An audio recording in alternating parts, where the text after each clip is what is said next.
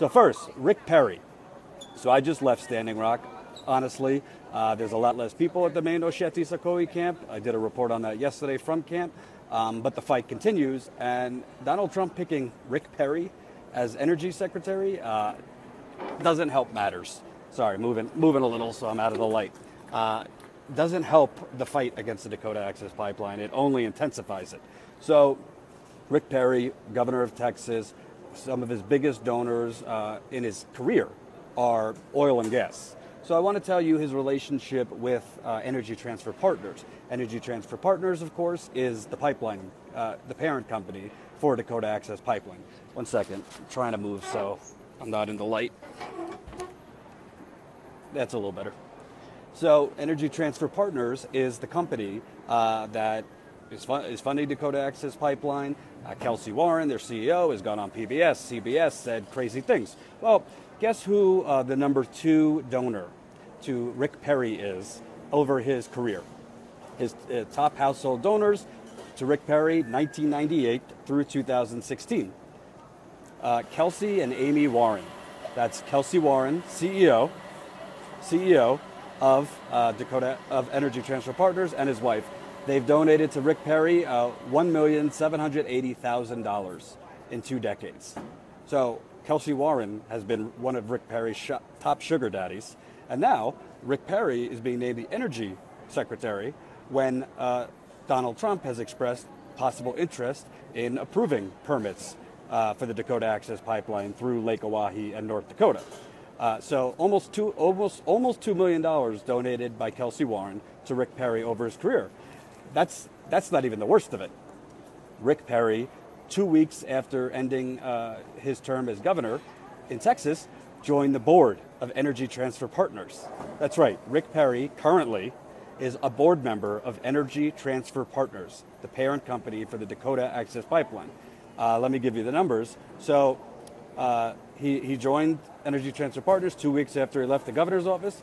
He's also on the board of Sunoco Logistics. Sunoco Logistics just bought Energy Transfer Partners. So basically, Sunoco Logistics and Energy Transfer Partners are one. They've merged, and Rick Perry is on the board of both of them.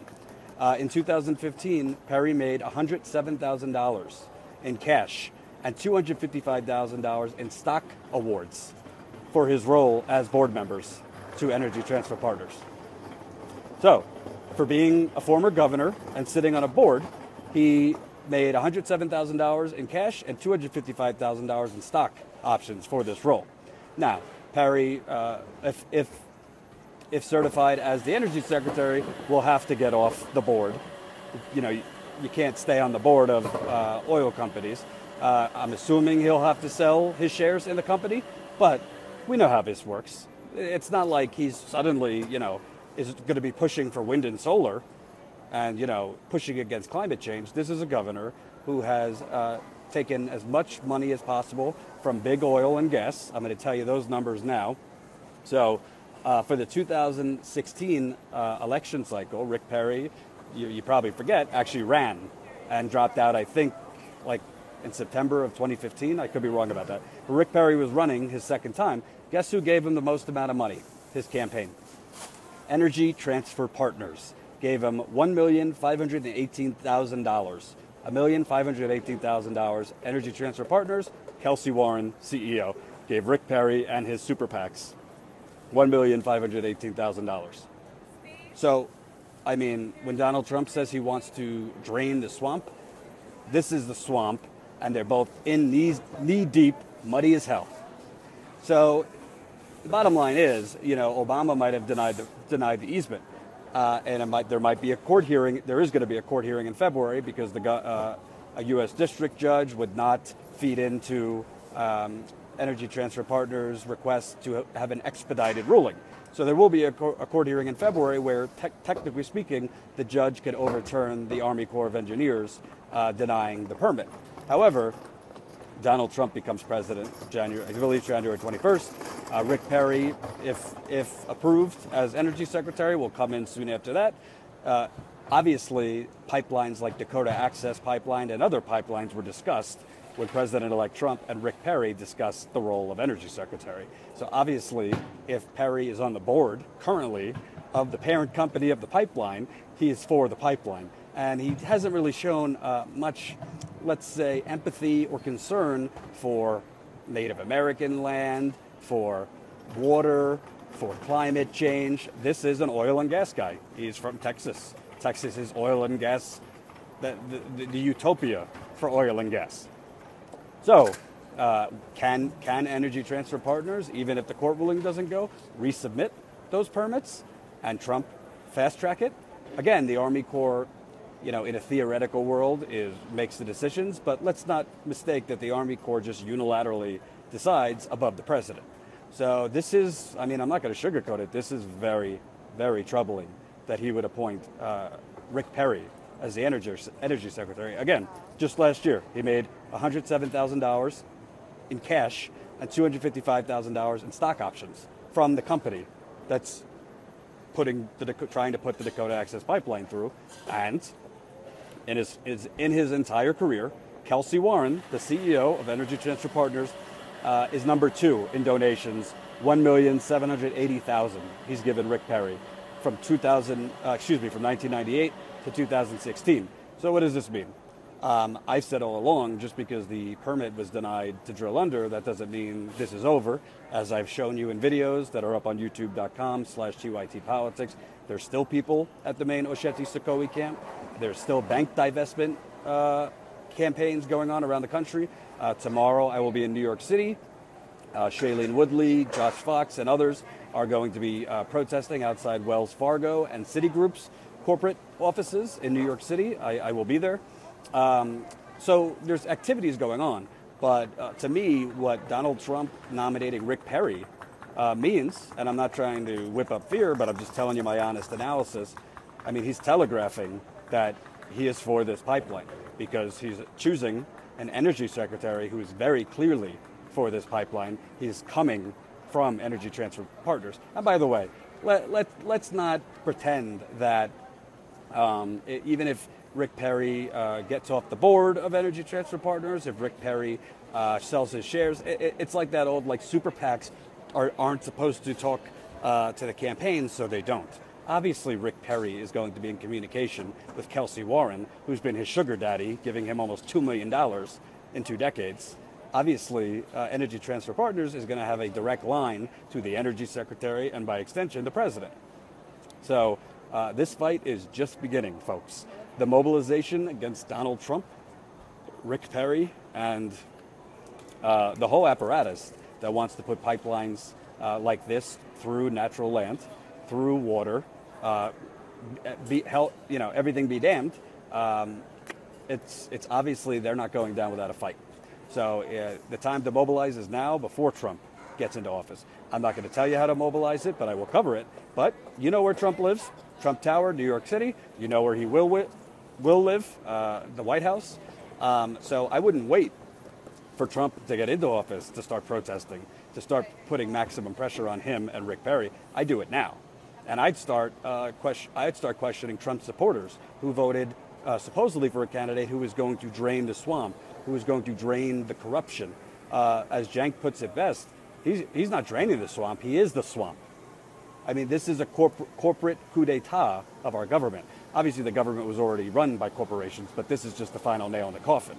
You're literally giving Energy Transfer Partners, Kelsey Warren, a unofficial seat at the table.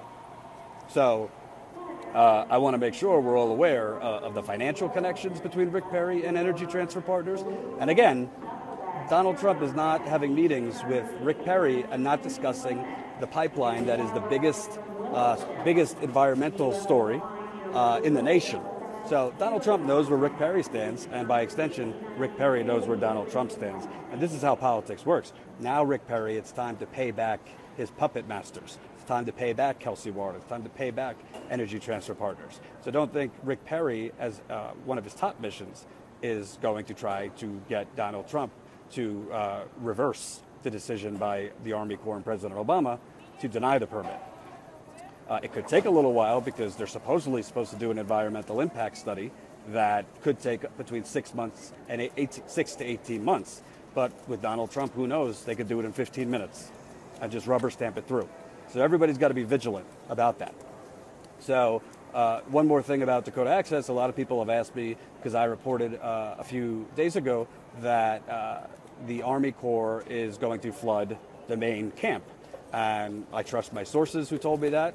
Other people have come down my throat saying I'm wrong. Well, I was actually just in touch with my source again, and I've reconfirmed that basically what happened is chairman of the Osheti-Sakoi camp, Dave Archibald, had a meeting with Governor Jack Dalrymple, with representatives for Dakota Access Pipeline, as well as the Army Corps. That meeting took place December, the night before, the day before he announced that Water Protect non-natives and natives should had to leave Osheti-Sakoi camp. He met with the governor, Dakota Access Pipeline staffers, as well as the Army Corps, and they agreed that the Army Corps would release one of the dams. Obviously, they have several dams on the water. They would release one of the dams. What that does is that slowly moves the water levels up. It doesn't happen overnight, where they release the dam and then it just floods right away. It slowly raises the water level, and I have people who have been out there who have sent me pictures showing that the water has already been risen a little bit. So no, I'm a journalist, so I'm not going to tell you my sources if they don't want to be named, but I trust them. I don't report things unless I have very good sources or I trust it myself. So you take that with whatever grain of salt you want to. But the key there is it's not going to happen overnight. My sources tell me, give or take, about 2.5 months. And that's not even to mention the natural flooding that will happen anyway in that area, because that area, the elevation of the main camp, is prone to flooding, especially when you get the ice dams, the dams that are frozen into ice. Once the ice melts, you have flooding. So I'm very confident that the Army Corps has already released one of the dams, and I would, if you're living on that land or you know people still living there, I would make sure they know to be on the lookout, because in a month and a half, 2 months, 2.5 months, depending on weather, that area is in jeopardy of being flooded. I'm assuming they would get people out before then. They're not going to just let people be flooded to death, but it is North Dakota, so crazier things have happened. So if you haven't watched my videos yet, youtube.com/TYTpolitics. There is a playlist for Native Americans fight against the Dakota Access Pipeline. I think there's over like 130 videos in there. Also, the Young Turks will be sending a reporter in my absence. They might be going to Standing Rock. They might be going elsewhere where the pipeline is being built. So they're going to stay on the story of the Dakota Access Pipeline.